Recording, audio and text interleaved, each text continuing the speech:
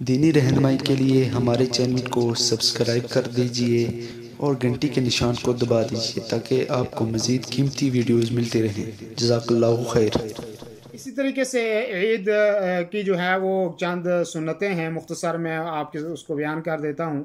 ये है कि आदमी के पास उसके कपड़ों में से जो सबसे बेहतरीन कपड़े हों, जो अच्छे कपड़े हों, वो उनको पहने, गुस्ल करे जो है। इसी तरीके से अपनी मूछों को पस करे, अपने बगल के बाल, नाखून और जायद बाल जो है उनको साफ़ करे और खुशबू लगाए, मिसवाक करे। और मीठी चीज़ जो है ईद उल फितर के दिन सुबह में कोई मीठी चीज़ जो है वो खा के निकलना चाहिए।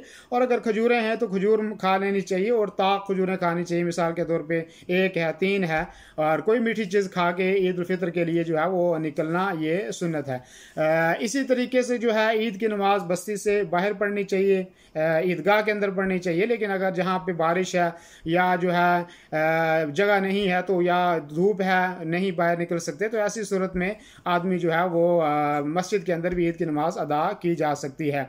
और इसी तरीके से जो है पैदल जाना चाहिए ईद की नमाज के लिए। अगर गाड़ी कोई आदमी कमज़ोर है, नहीं चल सकता है या दूर है ईदगाह, तो गाड़ी पे सवार भी हो सकता है, लेकिन पैदल जो है वो निकलना ज़्यादा बेहतर है। तकबीरात का अहतमाम करे आदमी ईद की नमाज से पहले, और आखिरी जो है वो रोज़ा रखने के बाद से जो है ईद की नमाज तक वो तकबीरें पढ़ सकता है। और तकबीरों के बहुत से अल्फाज हैं, अल्लाहु अकबर, ला इलाहा इल्लल्लाह, वल्लाहु अकबर, वलिल्लाहिल हम्द। ये अल्फाज भी हैं और भी बेशुमार अल्फाज हैं जो आपको मुनासिब हैं वो पढ़ सकते हैं। और ईद की नमाज को जो है अव्वल वक्त के अंदर पढ़ना चाहिए। जैसा ही सूरज निकले जो है वो जो इशराक का वक्त होता है मिसाल के तौर पे, उसी वक्त के अंदर जो है अदा कर लेनी चाहिए। ईद के लिए अजान और इकामत नहीं है, अजान और इकामत जो है वो ईद की नमाज में नहीं है।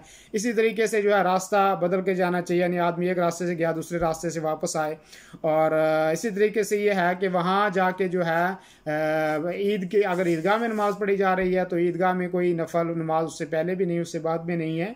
और अगर मस्जिद में है तो आदमी तहियतुल मस्जिद की 2 रकात पढ़ के जो है वो बैठ जाए। इसी तरीके से ईद की नमाज में जो है वो मुबारकबाद देना ये मसनून है, मुबारकबाद देना जो है ये अफजल है। ये अल्फाज कह सकता है तक़ब्बलल्लाहु मिन्ना व मिनकुम सालिहुल अमाल, कि अल्लाह हमसे जो है, हमसे और आपसे हमारे नेक जो अमल हैं उसको रब्बुल आलमीन कबूल फरमाए। या ईद मुबारक के जो अल्फाज हैं जिस ज़ुबान में वो अल्फाज वो आदमी कह सकता है।